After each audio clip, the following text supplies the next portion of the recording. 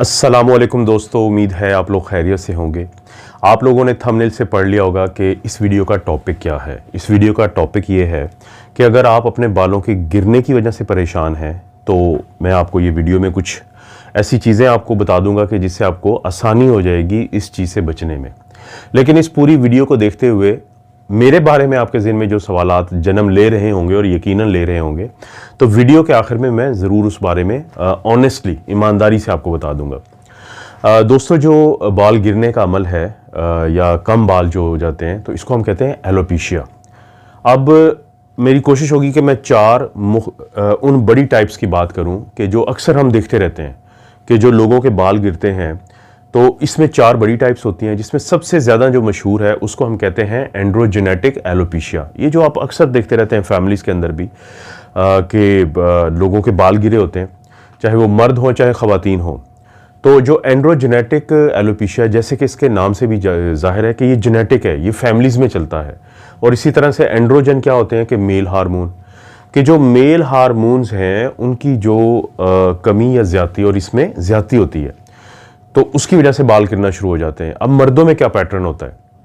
मर्दों में जो पैटर्न होता है, तो उसमें जो सर की ये दोनों साइड्स हैं, तो पहले यहाँ से बाल गिरते हैं, यानी वो कमज़ोर हो जाते हैं, गिरना शुरू हो जाते हैं। और उसके बाद जो वर्टिक्स का एरिया होता है, वर्टिक्स किसे कहते हैं? जो सर का बिल्कुल टॉप का एरिया होता है, और वहाँ पे बाल कमज़ोर होते हैं, थीन होते हैं, गिर जाते हैं, और वहाँ से जो स्कल है, जो सर है, वो नज़र आना शुरू हो जाता है। तो मर्दों के अंदर ये है एंड्रोजेनेटिक एलोपेशिया। कोशिश यही होती है कि जब ये अमल शुरू हो तो पहले 5 साल के अंदर अंदर एक्शन लिया जाए। वो एक्शन क्या होता है?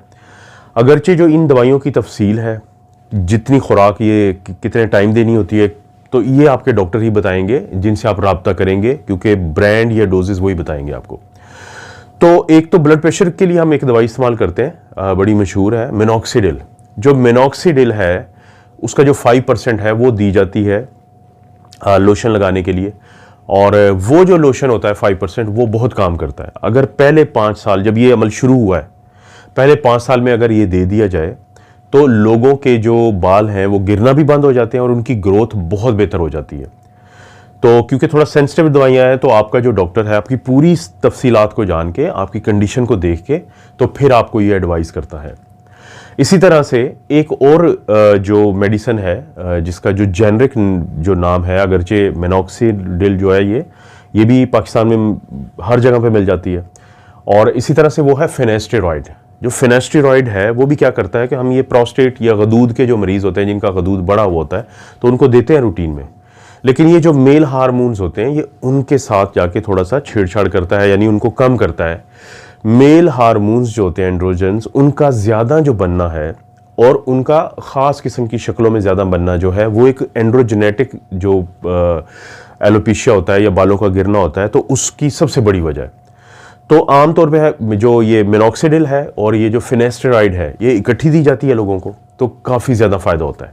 लेकिन कोशिश क्या होती है कि पहले 5 साल में ये जो दवाइयाँ हैं ये शुरू करवा दी जाएँ। किस डोज में देनी है, ये टैबलेट होती है ये, और कितने अरसे के लिए देनी है, तो ये, और किस ब्रांड से देनी है, किस ब्रांड के नाम से देनी है, तो आपका जो डॉक्टर होगा वो आपको ये बताएगा, क्योंकि ये चीज़ें हम यूट्यूब पे नहीं बता सकते। जो ख़वातीन हैं, क्या उनके अंदर भी एंड्रोजेनेटिक एलोपेशिया होता है? बिल्कुल होता है उनके अंदर भी, लेकिन उनके अंदर साइडों से बाल नहीं गिरते, बल्कि जो वर्टिक्स का एरिया होता है, यानी सर के ऊपर का, वो जो बाल हैं वो कमज़ोर, थिन और हल्के होना शुरू हो जाते हैं, और वहाँ पे फिर वो जो सर है वो नज़र आना शुरू हो जाता है। लेकिन ख़वातीन में ये थोड़ी सी आसानी होती है कि वो बाकी बालों से उसको कवर कर लेती हैं। उनमें भी यही ट्रीटमेंट दिया जाता है, उनमें भी मिनॉक्सिडिल जो है ये दिया जाता है। लेकिन जो फिनेस्टेरॉइड है वो तमाम ख़वातीन या लड़कियाँ, जिसको हम कहते हैं चाइल्ड बेयरिंग एज, कि जिसमें बच्चे पैदा होने वाला जो उम्र का फेज़ होता है, तो उस दौरान वो जो दवाइयाँ, जो हार्मोन्स जो होते हैं, उनके साथ जो छेड़छाड़ करती हैं, तो उससे परहेज़ किया जाता है। ये बहुत ज़रूरी बात है। तो आपके डॉक्टर से आप ये ज़रूर डिस्कस करें कि अगर कोई प्रेगनेंसी का या आगे फ्यूचर में कोई प्रेगनेंसी का प्लान हो, तो उससे मुतालिक, क्योंकि मैं आप दोस्तों को बता चुका हूं कि जो फिनेस्टेरॉइड है वो ख़ास तौर पे जो मेल हार्मोन्स होते हैं, जो इन ख़वातीन में ज़्यादा बन रहे होते हैं, जिनकी वजह से उनके अंदर ये जो मखसूस किस्म का जो एक बालों का गिरना या गंजपन का शुरू होना है, ये सामने आता है। तो ये ज़रूरी है कि अपने डॉक्टर को ये बताना। जो टेस्ट करवाने होते हैं वो मैं इस वीडियो के आखिर में बता दूंगा इकट्ठे ही कि कौन से आप टेस्ट भी करवा सकते हैं जिनका फ़ायदा हो सकता है कि अगर उन टेस्ट के नतीजे में भी कोई बीमारी सामने आती है तो उस बीमारी के इलाज की वजह से भी आपका ये जो मसला है, ये जो बालों के गिरने का, ये बेहतर हो सकता है। तो इसको कहते हैं एंड्रोजेनेटिक एलोपेशिया। इसके बाद जो बहुत मशहूर है, जो शायद वजह भी है इस वीडियो के बनाने की, क्योंकि पिछले दिनों मेरे एक पेशेंट है तो वो कंप्लीटली उनका जो सर है वो फारिग था, लेकिन क्योंकि उनको एक ऐसा मसला था कि जो बहुत हद तक काबिल इलाज है, यानी 80-90% लोगों में वो काबिल इलाज है, तो वो बिल्कुल ठीक हो गए, उनके 100% बाल वापस आ गए। तो मुझे लगा कि लोगों को अवेयरनेस देनी चाहिए इस बारे में।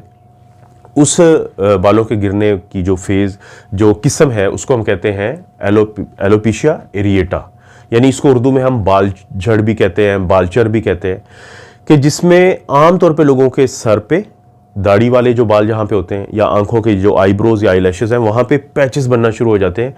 पैचेस कैसे? ऐसा हिस्सा जहाँ पे बाल गिरे हुए होते हैं, जहाँ पे बाल नहीं होते, यानी बाकी जगहों पे बाल होंगे लेकिन कुछ पैचेस ऐसा बनना शुरू हो जाएंगे, कुछ दायरे ऐसे बनना शुरू हो जाएंगे जहाँ पे जो बाल हैं वो नहीं होंगे और वहाँ पे वो जिल्द नज़र आना शुरू हो जाएगी, या सर का जो पोर्शन है वो नज़र आना शुरू हो जाएगा। ये एक ऑटो इम्यून मसला है। ये ऑटो इम्यून मसले का क्या मतलब है कि आपका अपना जो इम्यून सिस्टम है वो आपके जिस्म के किसी एक ख़ास हिस्से और यहाँ पे जिल्द का वो हिस्सा जहाँ से बालों के फॉलिकल्स बनते हैं उनके खिलाफ काम करना शुरू कर देता है। तो एलोपेशिया एरिएटा जो काफ़ी कॉमन है, बाज़ लोगों में सिर्फ स्कल पे होता है, बाज़ लोगों में स्कल के साथ पूरे जिस्म पे भी कहीं ना कहीं पे ये पैचेस जो हैं ये बनना शुरू हो जाते हैं और वहाँ पे बाल उनके नहीं होते। तो जो पहले वाली टाइप है उसको हम एलोपेशिया टेम्पोरलिस कहते हैं, और जो बाकी पूरे जिस्म पे भी सर के साथ आ जाते हैं तो उसको एलोपेशिया यूनिवर्सैलिस, ये नाम है, ज़ाहिर है यूनिवर्सैलिस का मतलब है कि हर तरफ हुआ, टेम्पोरलिस का मतलब है कि जो टेम्पोरल, ये इस एरिया को हम आमतौर पे कहते हैं, लेकिन एलोपेशिया एरिएटा है। क्योंकि ये एक ऑटो इम्यून प्रॉब्लम है तो इसलिए आपका जो डॉक्टर है आपके एक अच्छे मुआयने के बाद, क्योंकि मुआयना इसलिए ज़रूरी होता है कि इसमें काफ़ी चीज़ें नज़र आती हैं जिससे पता चल जाता है कि ये एलोपेशिया एरिएटा है, उसके बाद वो उस इम्यून प्रोसेस को जो आपके अपने सिस्टम के जिस्म के एक हिस्से के ख़िलाफ़ काम कर रहा है तो कुछ दवाइयाँ देता है, जिसमें सबसे मशहूर जो है वो स्टीरॉयड्स हैं। यानी उसका जेनरिक बता देता हूँ मैं आपको कि ट्राइमसिनोलिन जो एसीटोनाइड है वो एक ब्रांड नेम बड़ा मशहूर है पाकिस्तान में, वो आता है। तो इसमें आपको या तो वो टीका पट्ठे में लगा देते हैं या फिर आपको जो जहाँ पे आपका मुतासरा हिस्सा होता है वहाँ पे इंतहाई मखसूस मिकदार में, यानी हर महीने एक ख़ास मिकदार में वो लगाते हैं। कितनी मिकदार में लगाते हैं ये आपका डॉक्टर बताएगा, जिनसे आप रब्ता करेंगे कि आपका ये प्रॉब्लम है। लेकिन आपको पता होना चाहिए कि जो स्टीरॉयड आपको वो इसलिए देंगे कि आपका इम्यून जो सिस्टम है उसको दबाएं, ताकि वो जो आपको मसला कर रहा है उस मसले से आप निकल पाएँ। और ये आमतौर पे यही होता है कि जब ये दवाई रोकी जाती है तो ये फिर दोबारा आ सकता है, ये एलोपेशिया एरिएटा। दूसरा, फिर कुछ लोगों को बड़ी महंगी दवाई दी जाती है जिनको हम जेनस काइनेज इनहिबिटर्स कहते हैं। ये खाने वाली दवाई होती है, ये जैक इनहिबिटर्स होते हैं, लेकिन ये आमतौर पे उस वक्त दिया जाता है कि जब जो एलोपेशिया एरिएटा का मसला है या बालचर या बालझड़ का मसला है ये बहुत शिद्दत इख्तियार कर जाए। तो ये जो है ये दूसरी किस्म है बालों के गिरने की या बालों के कम होने की। अब जो तीसरी किस्म है वो आपके स्ट्रेस के साथ मुताल्लिक है उसको जो है हम कहते हैं टेलोजन एफ्लूवियम। टेलोजन एक फेज़ होती है, यानी अभी जो बाल होते हैं उनकी ग्रोथ हो रही होती है, नशो नुमा हो रही होती है, लेकिन आपकी ज़िंदगी में कोई बहुत बड़ा स्ट्रेस चल रहा है, आप किसी बीमारी से निकले हैं, आपको खुदा न खास्ता कोई लॉस हुआ है, प्रेगनेंसी जो है उसमें प्रॉब्लम बन गया है, आप हॉस्पिटल में दाखिल रहे हैं, कोई सर्जरी हुई है, कोई एक्सीडेंट हो गया, यानी कोई आप किसी बहुत बड़े ट्रॉमा या शॉक से गुजर रहे हैं, या बाज़ लोगों को आयरन की कमी हो जाती है। तो उसकी वजह से जब वो कंघी करते हैं या बालों में हाथ फेंकते हैं, तो हाथ फेरते हैं, तो आमतौर पे हमारे जो 50 से 70 जो बाल हैं वो रूटीन में गिरते रहते हैं, लेकिन इन लोगों के डबल तादाद में होते हैं। वो कंघी करेंगे तो वो परेशान हो जाएंगे कि कंघी जो भर जाती है, यानी 150 के करीब जो है वो एक दिन में उनके बाल गिर जाते हैं, यानी डबल। तो ये जो मसला होता है ये स्ट्रेस से मुताल्लिक है, तो इसको हम कहते हैं टेलोजन एफ्लूवियम, और ये 4 से 5 महीने फेज़ रहता है। और उसके बाद आम तौर पे जो मर्द या औरत या लड़का या लड़की जो इस मसले से गुजर रहा होता है वो निकल आता है इस फेज़ से। लेकिन अगर किसी को आयरन की कमी हो तो हम फेरेटिन का लेवल चेक करवाते हैं, और अगर वो सीरम फेरेटिन जो है वो 40 नैनोग्राम पर ml से कम हो तो फिर आयरन के सप्लीमेंट्स आपका डॉक्टर देता है। तो तीसरी जो टाइप है बालों के गिरने की वो ये है। चौथी और आखिरी का जो मैं जिक्र करूंगा उसको हम कहते हैं ट्राइकोटिलोमेनिया। ये एक जहनी, मेनिया से आपको वैसे ही समझ आ जाएगी कि एक जहनी मसला है, एक साइकोलॉजिकल मसला है कि बाज़ लड़के लड़कियां, मर्द ख़वातीन वो अपने बाल खुद ही खींचते रहते हैं, जिसकी वजह से उनके जो बाल हैं वो टूटते हैं और पैचेस बन जाते हैं उनके। आमतौर पे किस तरफ बनते हैं, यानी जिस तरफ आपका डोमिनेंट हाथ है, मसलन मैं अगर राइट साइडेड हूं तो मैं इधर के करूंगा, कोई लेफ्ट हैंडेड है जिसको हम लेफ्टी बोलते हैं तो वो उस साइड के खींचेगा। तो आमतौर पे डॉक्टर जब मुआयना करता है तो उसको पता चल जाता है कि ये ट्राइकोटिलोमेनिया का मसला है। ये मरीज को नहीं पता होता, उसको एहसास ही नहीं होता कि वो अपने बाल खींच रहा होता है। तो आमतौर पे ये जो पैचेस बनते हैं इनके अंदर छोटे छोटे बाल भी होते हैं जिनको वो क्योंकि नहीं खींच पाता, तो डॉक्टर को आसानी हो जाती है तशखीस करने में। तो N-एसिटाइलसिस्टीन नामी एक जेनरिक ये दवाई है, ज़ाहिर है ये भी पाकिस्तान में अवेलेबल है। इसको एक ख़ास मखसूस डोज के अंदर और मखसूस अरसे के लिए आपका डॉक्टर शुरू करवाता है, तो इससे आपकी बेहतरी हो जाती है। ये जो चारों टाइप हैं इनको हम नॉन स्कारिंग कहते हैं, यानी डॉक्टर जब मुआयना करता है आपके इस मसले का तो आपके फॉलिकल्स जहाँ पे होते हैं, जहाँ पे जड़ें होती हैं बालों की, तो वहाँ पे डॉक्टर को कुछ ना कुछ मिल जाता है। लेकिन जब बिल्कुल सफाई हो, कुछ भी ना मिले, तो इसे हम स्कारिंग एलोपेशिया कहते हैं, जो आमतौर पे कोई बड़ी सर की इन्फेक्शन हो जाए, चोट लग जाए या और जो जिल्द के बड़े बड़े मसले होते हैं तो उनके बाद बनता है। तो वो ये जो होता है ना स्कारिंग, ये आमतौर पे परमानेंट होता है। तो जब आपको डॉक्टर बता दे कि आपको तो स्कारिंग का मसला है, कि आपको जो फलां बीमारी हुई थी जिल्द की, तो उसके बाद ये हुआ है, जिसको जैसे डिस्क्वायड ल्यूपस एरिथेमेटोसिस एक होती है बीमारी, DLE उसको हम कहते हैं, तो उनको आमतौर पर फिर जितना भी इलाज कर लें तो फ़ायदा नहीं होता।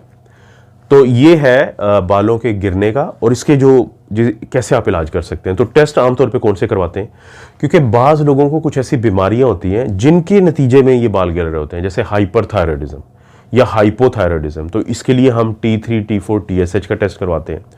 बाज़ लोगों में SLE, सिस्टेमिक ल्यूपस एरिथेमेटोसिस का मसला होता है, तो उसके लिए हम कुछ, ये क्योंकि ऑटो इम्यून डिजीज़ है तो इसके लिए हम anti nuclear antibodies, double stranded DNA, इस तरह की मुख्तलिफ किस्म की जो एंटीबॉडीज़ हैं वो चेक करवाते हैं। बाज़ लोगों में विटामिन D की कमी की वजह से होता है, तो उसमें सब दोस्तों को अब तक तो पता है कि हम विटामिन D का लेवल चेक करवाते हैं, और अगर किसी में 30 से कम हो तो उसको हम कोशिश करते हैं कि उसका इलाज करते हैं, ताकि जैसे ही इलाज करेंगे तो ये मसला भी बेहतर हो जाएगा। बाज़ लोगों में आयरन की कमी होती है। अब जो आयरन है उसके लिए हम एक आयरन का लेवल भी चेक करवाते हैं सीरम का, और आयरन बाइंडिंग कैपेसिटी एक हम कहते हैं, तो वो हम चेक करवाते हैं, और अगर हमें उसमें कमी मिलती है तो वो भी काबिल इलाज है।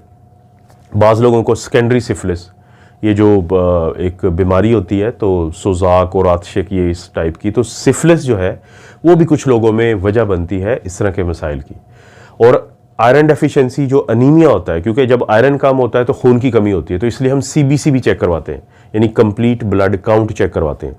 तो जिससे अगर किसी को अनीमिया है तो फिर हम आयरन की स्टडीज़ करवाते हैं, पेरिफेरल ब्लड पिक्चर करवाते हैं, जिससे हमें पता चल जाता है कि ये भी मसला है, इसको ठीक करेंगे तो ये बाल गिरना जो है ये बंद हो जाएंगे।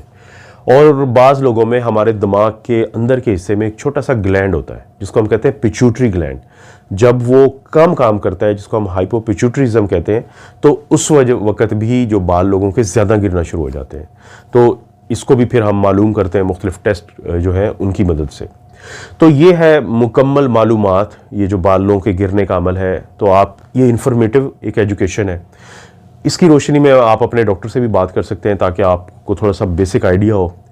अब जहाँ तक मेरा डिस्क्लेमर है, या आप लोगों के जहन में जो सवाल पैदा हुआ होगा कि मेडिकल कॉलेज के आखिरी सालों के दिनों में जब मेरे बाल गिरना शुरू हुए तो उस वक्त एक तो मालूमात बहुत ज़्यादा नहीं थी, और जब कुछ अरसे के बाद मालूमात आई तो तरजीहात बदल चुकी थी, यानी प्रायोरिटीज़ चेंज हो चुकी थी मेरी पर्सनल। और मुझे इस बात का भी एहसास था कि एक डॉक्टर के जितने कम बाल होंगे तो वो उतना ही अच्छा डॉक्टर समझा जाता है। इसलिए कभी not even a single time कोई क्योंकि ट्रीटमेंट किया ही नहीं, तो इसलिए जो है वो फिर हालात ये हुए। लेकिन एनीवे, अगर आपको ये मालूमात अच्छी लगती हैं तो प्लीज़, और आपको लगता है कि किसी दूसरे को फ़ायदा दे सकती हैं, और इब्तदा में बहुत फ़ायदा होता है कि जब ये अमल शुरू होता है, तो प्लीज़ इस वीडियो को ज़रूर शेयर करें। चैनल को सब्सक्राइब नहीं किया तो हर सूरत चैनल को सब्सक्राइब करें, और जो घंटी का साथ निशान है बेल आइकॉन उसको भी दबाएं, और लाइक का बटन भी दबाएं इस वीडियो के लिए। और अगर आपको दिल के मामलात, यानी जो हार्ट डिजीज़ होती हैं, शुगर, ब्लड प्रेशर और कोलेस्ट्रॉल के बारे में वीडियोस देखनी है आपने, तो मेरा जो doctor Afzal cardiology official channel है उसको ज़रूर आपने विजिट करना है। आप अपना और अपनी फैमिली का ख्याल रखें। अल्लाह ताला आपको और आपकी फैमिली को हर किस्म की बुराई, बीमारी और आजमाइश से महफूज रखें।